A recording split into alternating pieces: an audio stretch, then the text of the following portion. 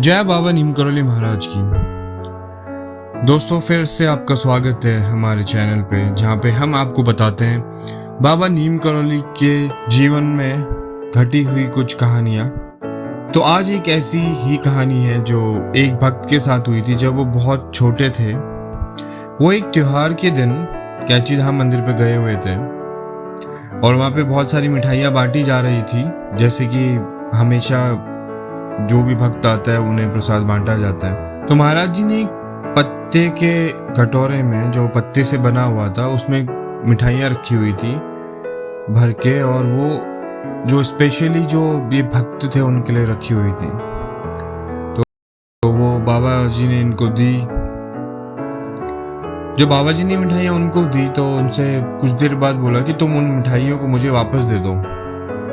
तो इन्होंने जो मिठाइयाँ थी उनको वापस दे दी, क्योंकि उन्हें महाराज जी पे बहुत ज़्यादा विश्वास था और वो जैसे बोलेंगे तो उन्हें वैसा ही करना था, बिना भी कोई संकोच। तो बाबा जी ने जो पत्ता था मिठाइयों का उसे अपने कंधे के बगल में रख लिया साइड में, और वहाँ से वो उस पत्ते से मिठाइयाँ बांटने लगे। लेकिन उन्होंने हर व्यक्ति को, कम से कम 1000 लोगों को एक हाथ में एक मिठाई दी।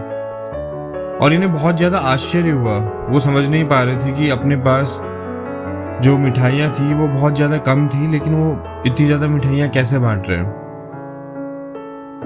तो ये छोटे थे और बच्चे थे, तो एक मन में एक उत्सुकता थी, और अगर ये चीज़ हमारे साथ या बड़े इंसान के साथ भी हुई होती तो हम भी ये जानने की कोशिश करते कि ऐसा क्यों हो रहा है।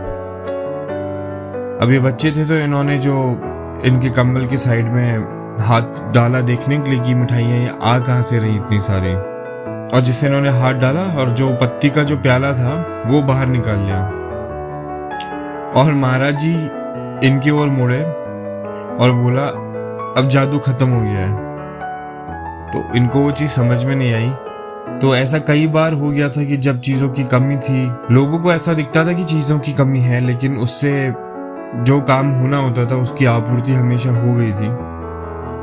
इसी तरह जब एक बार महाराज जी ने एक हनुमान मंदिर की स्थापना करी थी, जो ये मंदिर था वो कैची धाम के पास में ही है, और वो जो जगह थी वो एक शमशान स्थल था।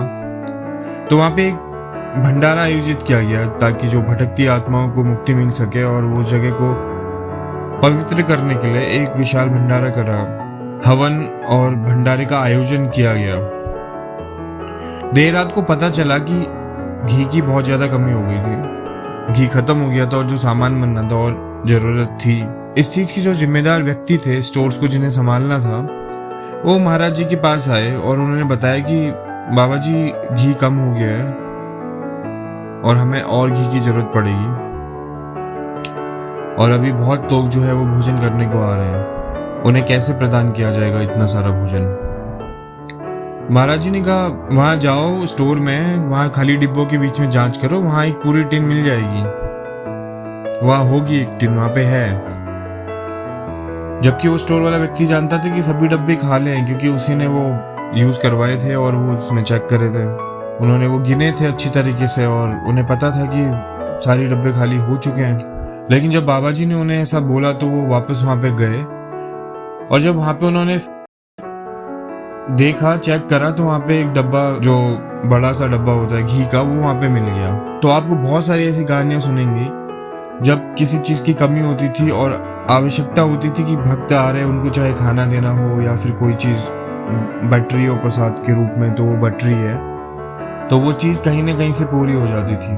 और ये चमत्कार बहुत लोगों के साथ हुआ है, बहुत लोगों ने इसे फील करा है। ऐसा ही कुछ चमत्कार मेरे साथ भी हुआ था 2 साल पहले, और वो मैं एक डिटेल वीडियो में बताऊंगा कि मैंने कैची धाम में क्या फील करा। तब तक के लिए आप इस चैनल को सब्सक्राइब कर सकते हैं। जय बाबा नीम करौली महाराज की।